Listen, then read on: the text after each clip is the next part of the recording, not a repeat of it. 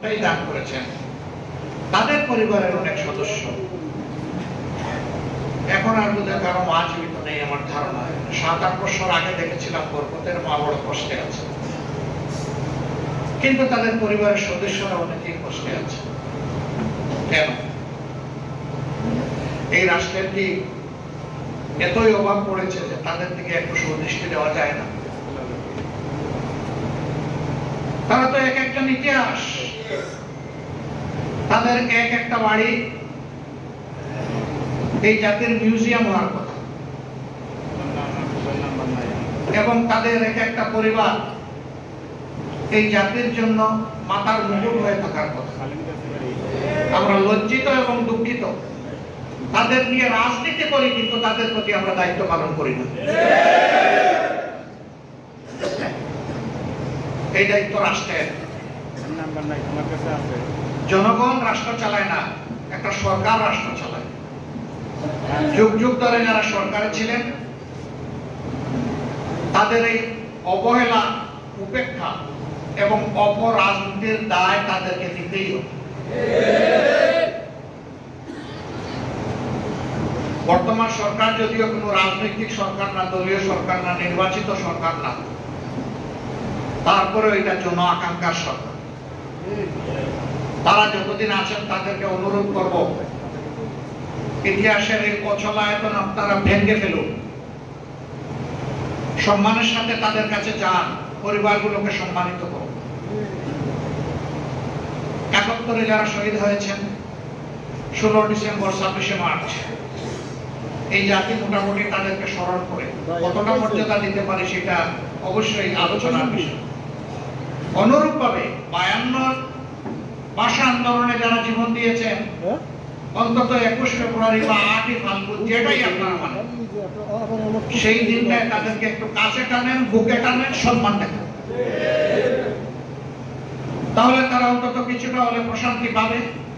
আর বর্তমান প্রজন্ম এখান থেকে শিক্ষা নেবে। আফসোস, ইতিহাসের নায়কদেরকে সম্মান দিতে পারি না, উল্টা আমরা ইতিহাস বিকৃত করি। কিন্তু সেই ইতিহাসই আমার বড় নির্মম, এই ইতিহাস কাউকে ছাড় দেয় না।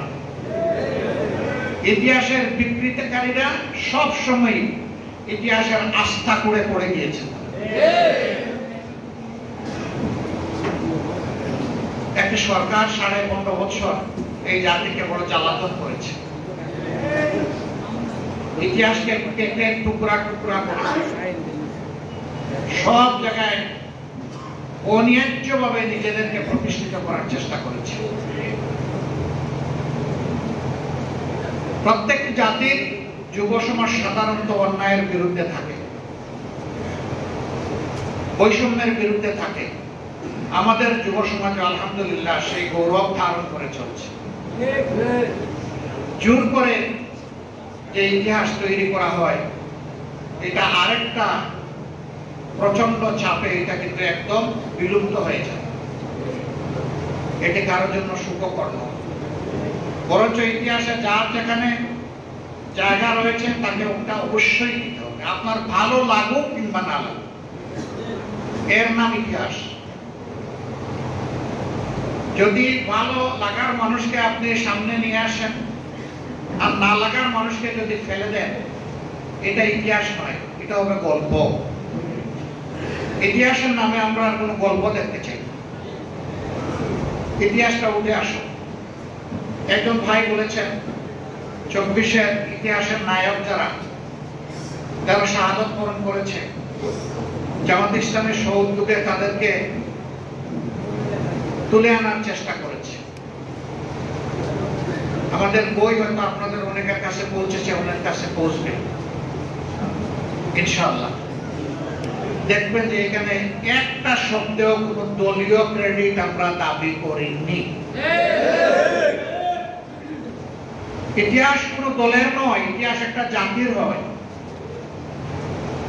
আমরা আমাদের বীরদেরকে জাতীয় স্বীকৃতি দিয়ে শ্রদ্ধার চূড়ান্ত আসনে রাখতে চাই। আমরা আহ্বান জানিয়েছি, আমরা যতটুকু পারি আমরা চেষ্টা করেছি, জাতির সামনে তুলে ধরেছি।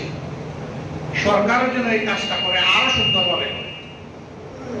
অন্যান্য যারা দল আছেন, সংস্থা আছেন, তারাও যেন এই পবিত্র দায়িত্ব পালন করেন আরো সুন্দরভাবে এবং